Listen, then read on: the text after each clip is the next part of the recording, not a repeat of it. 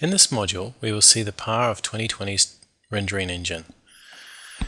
2020 has world-class rendering facilities. When we render, we generally choose perspective, select the screen size that you wish, the viewing mode, i.e. texture high quality, slow speed, ensuring we've got smooth edges, and then select view. Once we place our view, we will then get a perspective view of our design. With it selected, we will see our generation on our screen. From here we can rotate it and adjust the perspective positioning. Again, by doing the rotation, then zooming in, zooming out, we will get the benefit of the best placement for this cabinet.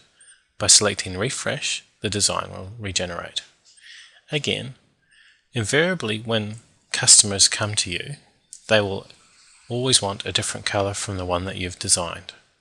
To change the color in 2020 is a simple process. You simply right mouse button click, choose global properties, select the colors. As you can see, we have an extensive range of New Zealand trend-based colors, complete with all the Melteca and Laminex libraries along with melamine. In this case, we will choose Melteca Putty as our main door color. Again, you may wish to change elements such as the bottom moldings, etc., to this color as well. Again, scrolling, you can see your selection. Once we choose Apply and OK, we may want to see the effect of this. To do so, bring up the design and refresh. As you can see, the color of the cabinetry has now changed.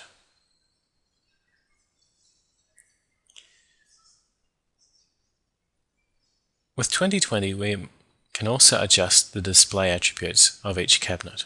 In this case, we may wish to open the pantry doors of this unit.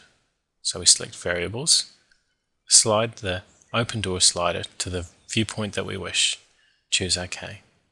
We also may wish to change an individual cabinet's color. To do this, again, right mouse button click, Attributes, select Variables, and you'll see the colors. We now can choose Door Texture and go and change the color of that particular cabinet. As we can see, we're going to choose Laminex Espresso as our color. This will complement our Melteca Putty door accordingly.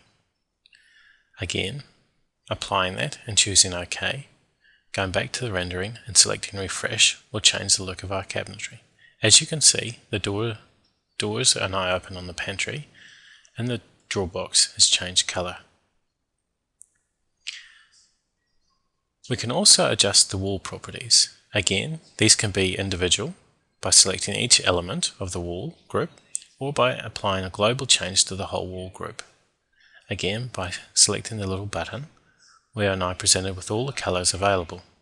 We can choose from a predefined catalog of colors, or we can define our own.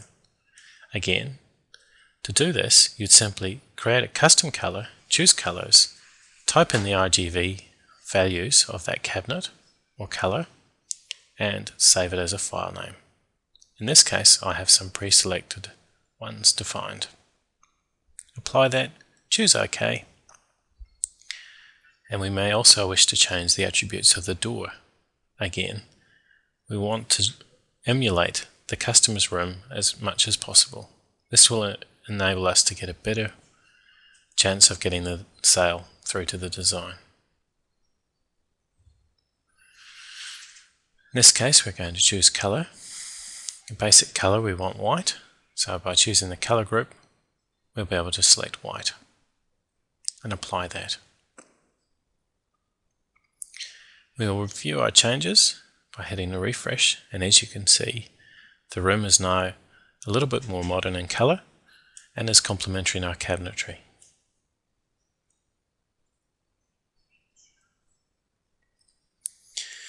The room is quite sparse at the moment, so what we may endeavour to do, depending if we have time, is apply some room items. In this case, whilst we have doors and windows, we may wish to add some elements to the kitchen, such as bottles, beers, bit of champagne maybe, but in this case we're just going to apply some bottles.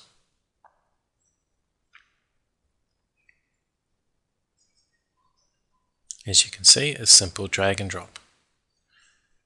Again, we may wish to put a plant on the bench top.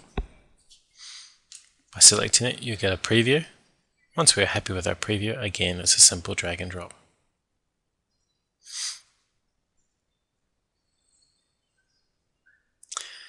Another element that will change the look of our kitchen quite dramatically is lighting. Lighting is a little bit of a hit and miss, and is more of an art than a science. Again, by selecting the lighting that you want, in this case we're going for invisible, for under the bench lighting, and we're going to have 3 of these, so we're just going to duplicate these to save us having to drag and drop again. So right mouse button click, select duplicate, and drag it across in place. Once we've done that, that's our under benchtop options. We may wish to have some main lighting.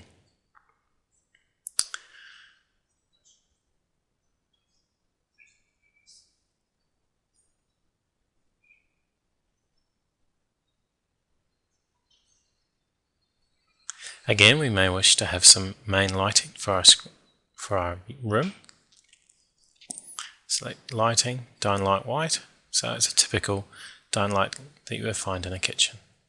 Again, we can view the light properties, we can change the cone angle or the aperture that the light will shine in, and we can also adjust the intensity. In this case, we're going to give it a 20 watt just for some ambient light. Once we've positioned it, again we may wish to duplicate these lights around the room. Again, as I said, it is an art more than a science.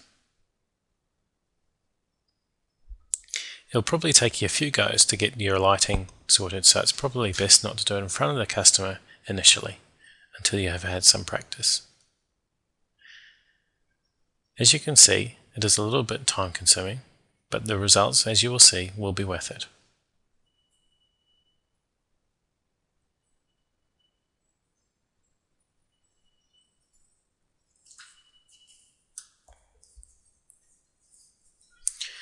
Shall we view the changes? Select refresh, and as you can see, the kitchen has dramatically changed in colour.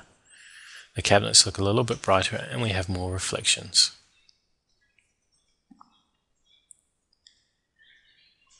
Again, we can change the display of these. We can look at wireframe. As you can see, will just give us a plain see-through of our cabinet. We can select hidden lines. Again, this is quite good if you want to print it out without wasting coloured ink. We can also look at it with colour or back to texture with edges. Again, this will give us a bit of an artistic feel to the cabinetry, as you can see.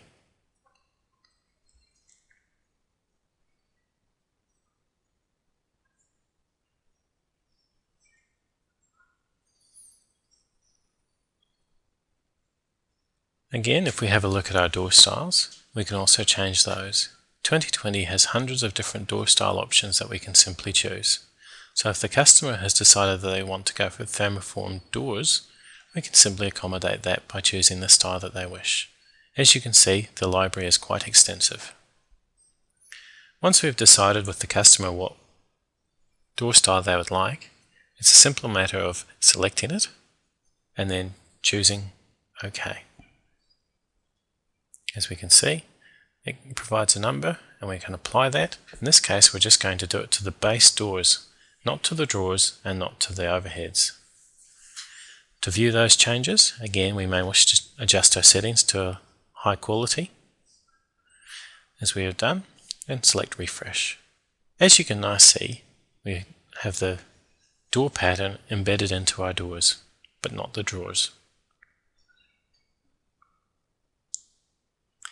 This concludes rendering. As you can see, you have many options as to what you can do with rendering.